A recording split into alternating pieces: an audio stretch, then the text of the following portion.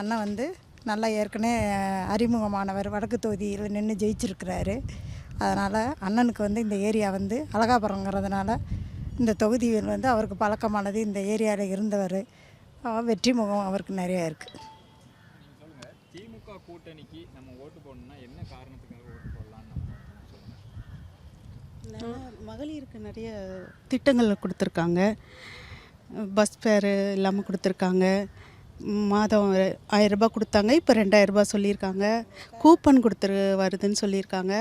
அது இல்லாமல் கல்வியில் சிறந்து வழங்குகிற நம்ம தமிழ்நாடு இருக்குதுன்னு சொல்லியிருக்காங்க. கருத்து கணிப்புலேயே அதான் சொல்லியிருக்காங்கன்னு சொல்கிறாங்க. அதனால் எல்லா விதத்துலேயும் பரவாயில்ல. இதுக்கப்புறமா அவங்க நல்லா செய்வாங்கன்ற ஒரு நம்பிக்கை.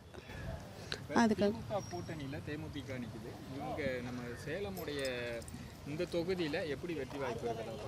அது வந்து பார்த்திங்கன்னா ஏடிஎம்கேல வந்து இப்போ பாட்டாளி மக்கள் கட்சி கொடுத்துருக்காங்கல்ல, அதை வந்து அவங்க இதில் வந்து 2 பிரிவாக இருக்குது. அதனால் ஓட்டு பிரியறதுக்கு வாய்ப்பு நிறையா இருக்குது.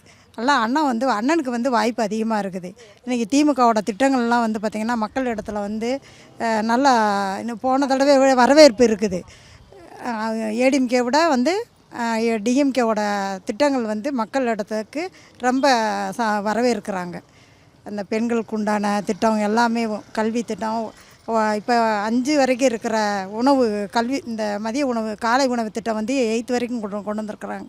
இந்த மாதிரி எல்லாம் சில மகளிருக்கு உண்டான திட்டங்கள்லாம் வந்து இந்த 8000 ரூபா கூப்பன் திட்டம் எல்லாமே வந்து பார்த்திங்கன்னா மகளிர்னாவே பார்த்திங்கன்னா இன்றைக்கி பெண்கள் ஓட்டு அதிகமாக இருக்குது. அதனால் பெண்கள் வந்து நினச்சா கண்டிப்பாக ஜெயிக்க வைக்க முடியும். அந்த 2000 ரூபா அவர் கொடுக்குற, ஏன்னா அவர் வந்து இது வரைக்கும் சொன்னது வரைக்கும் நல்லா செஞ்சிட்ருக்கிறாரு. ஆனால் இன்னும் செய்வார், சொல்கிறதுக்கு மேலேயும் செய்வேன்ருக்கிறாரு முதல்வர்.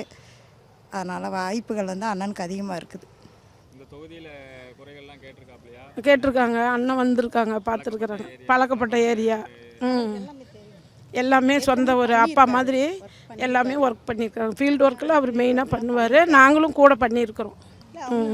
அரவணைக்கிறாங்க. நம்மளும் அதை அரவணைச்சு தான் போகிறோம். இங்கே அந்த மாதிரி எதுவும் வேற்றுப்பாடு எதுவும் இல்லை. டிஎம்கே நம்ம டிஎம்டிகே அப்படின்ற ஒரு இதெல்லாம் இல்லை.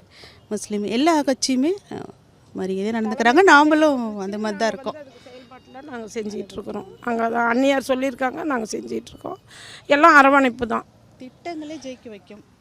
இப்போ எல்லா திட்டமும் நல்லா கொடுத்துருக்காங்க. இந்த டைம் கொடுத்துருக்கிறது எல்லாமே மெடிக்கல் இஷ்யூஸை கொண்டு, மகளிர் சுய உதவிகள் கொண்டு, மானிய கடன், அந்த மாதிரி நிறையா அறிக்கை விட்டுருக்காரு. அதுவே ஜெயிக்க வைக்கும்.